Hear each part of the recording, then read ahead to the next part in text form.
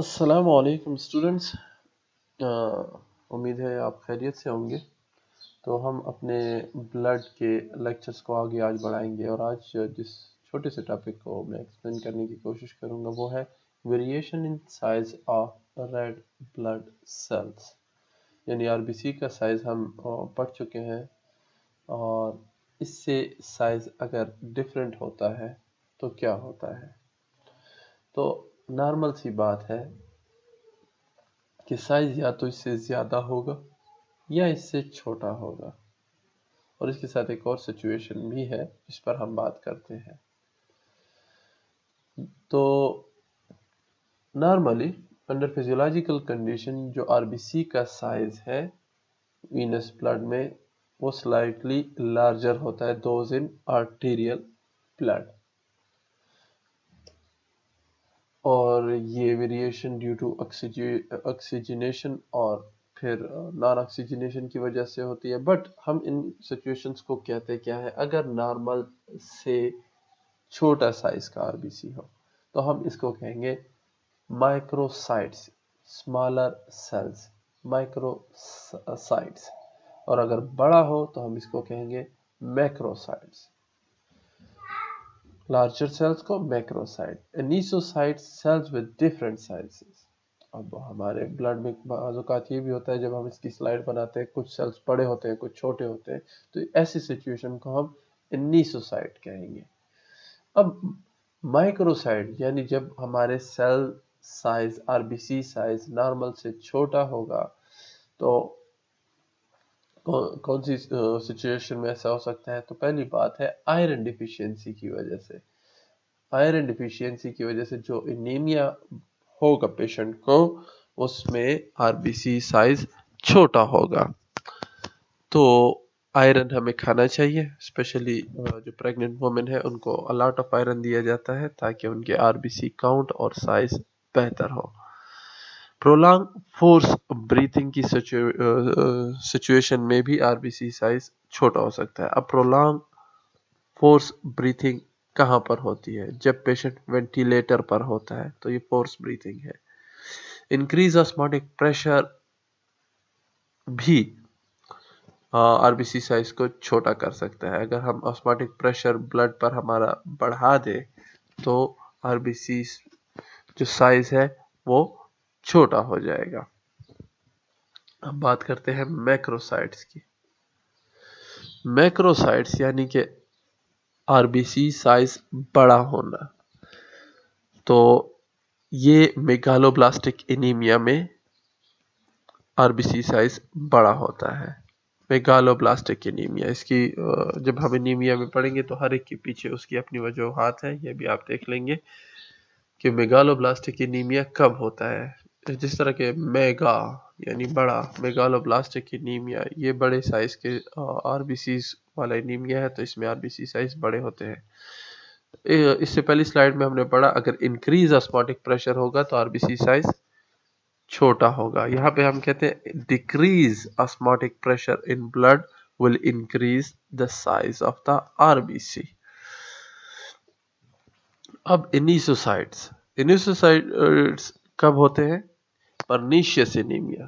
پرنیشیس anaemia مجھے اندازہ تھا لفظ عجیب سا ہے تو اس لیے میں نے اس کی ڈیفینیشن ساتھ میں ہی ڈال دی ہے کہ جب وائٹامن B12 جو انٹرنسک فیکٹر آف کاسل ہمارے گیسٹرک میکیوزا میں موجود نہ ہو، ان کی وجہ سے B12 کی ایبزارپشن ہوتی ہے، تو پھر یہ ایبزارپشن وائٹامن B12 کی نہیں ہوگا، یا کوئی اور وجہ سے ہم کسی ڈیزیز کی وجہ سے ایبزارپشن صحیح سے نہ ہو رہی ہو، یا ہمارا کوئی آرگن جی آئی ٹی سے ریموو کر لیا جائے لائک سٹمک، تو وائٹامن B12 ایبزارب نہیں ہوگا۔ تو ایسے سچویشن میں جو آر بی سیز بنیں گے وہ سیم سائز نہیں ہوں گے۔ تو یہاں پر امیچور جو سیلز ہوتے ہیں وہ بلڈ سرکولیشن میں شامل ہو جاتے ہیں، وہ تھوڑے سائز میں بڑے ہوتے ہیں، اور یہ سیل اس بات کے کیپیبل بھی نہیں ہوتے کہ وہ آکسیجن کیری کر سکیں، تو like useless kind of cells ہوتے ہیں۔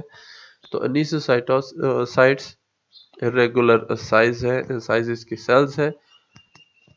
बनते कैसे हैं कि जब विटामिन B12 ना मिले, क्योंकि वो मैच्योरेशन में बहुत इंपॉर्टेंट रोल प्ले करता है आरबीसी की, तो ऐसे में जो सेल्स बनते हैं वो इमेच्योर होते हैं, वो आरबीसी कैरी नहीं, वो ऑक्सीजन कैरी नहीं कर सकते।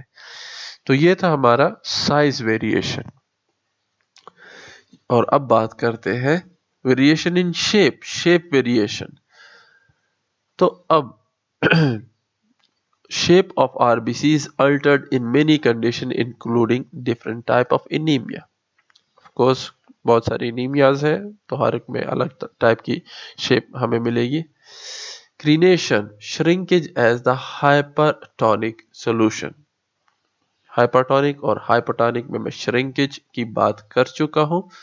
तो बाज़ औक़ात सेल्स जो हमें मिलते हैं वो श्रिंक्ड होते हैं, और क्यों होते हैं? क्योंकि कोई हाइपरटोनिक कंडीशन बॉडी को दी गई होती है। स्फेरोसाइटोसिस, स्फेरिकल्स होते हैं ना, spherocytosis globular form as a hypotonic condition. Hypotonic जिस तरह अभी मैंने ऊपर आपको पढ़ाया, hypotonic condition, मैक्रोसाइड decrease osmotic pressure, ठीक है। तो डिक्रीज ऑस्मोटिक प्रेशर में भी हाइपोटोनिक कंडीशन में हम जाएंगे, और बनने वाले सेल जो होंगे वो थोड़े बड़े और गोल होंगे, तो हम इसे कहते हैं ग्लोब्यूलर फॉर्म या स्फेरोसाइटोसिस।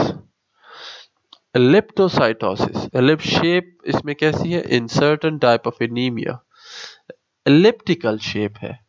अब एलिप्टिकल कैसी शेप होती है मेरी जान?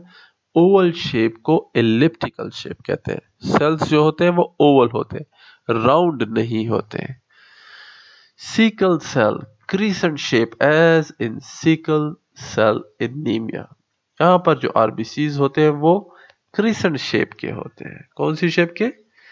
क्रीसेंट शेप के आरबीसीज बनते हैं। जिस तरह आजकल का चांद है, अभी रमजान का चांद है ना, ये क्रीसेंट कहलाता है, तो इसको हम कहते हैं क्रीसेंट सेल। अब इस एनीमिया की अपनी वजूहात है, लंबा टॉपिक है। फिलहाल आप शेप देख लें कि काफी टाइप की शेप वेरिएशंस हो सकते हैं।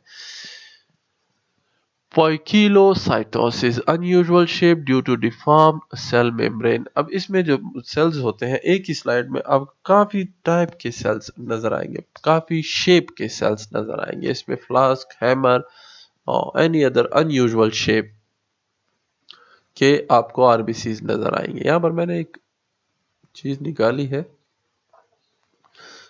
यानी ये जो मैंने चंद आपको पढ़ाए भी हैं, और ये इसके अलावा भी काफी शेप होते हैं। अब ये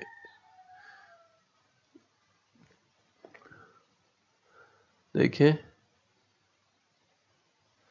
काफी सारी शेप है ना, स्पेशली ये वाली जो है अजीब सारी शेप है। सिकल सेल वाली आप ये देख रहे हैं। अब यहाँ पर आप मैक्रोसाइट्स और माइक्रोसाइट देखें। ये अगर नॉर्मल सेल है तो नीचे माइक्रोसाइट है और फिर मैक्रोसाइट है। मैंने अब स्क्रीन में जो रिकॉर्डिंग लगाई है वो इसी तरह कंट्रोल होती है कि मैं आपको आधी आधी स्लाइड ही दिखा सकता हूँ। हीमोग्लोबिन डिस्ट्रीब्यूशन, जहाँ पर आपको डार्क नजर आ रहा है। अब यहाँ पर शेप तो सही है, शेप तकरीबन तमाम की एक ही जैसी है, बट इंटरनल हीमोग्लोबिन डिस्ट्रीब्यूशन अलग है। शेप वेरिएशन की स्लाइड ये है। हेलमेट, तो ये तमाम आपके नज़र के सामने से गुजरेंगी जब हम एनीमियास को पढ़ेंगे। तब तक थैंक यू। चैनल को सब्सक्राइब कीजिए, कमेंट्स कीजिए, अपने लाइक और डिसलाइक से मुझे ज़रूर आगाह कीजिए। Thank you.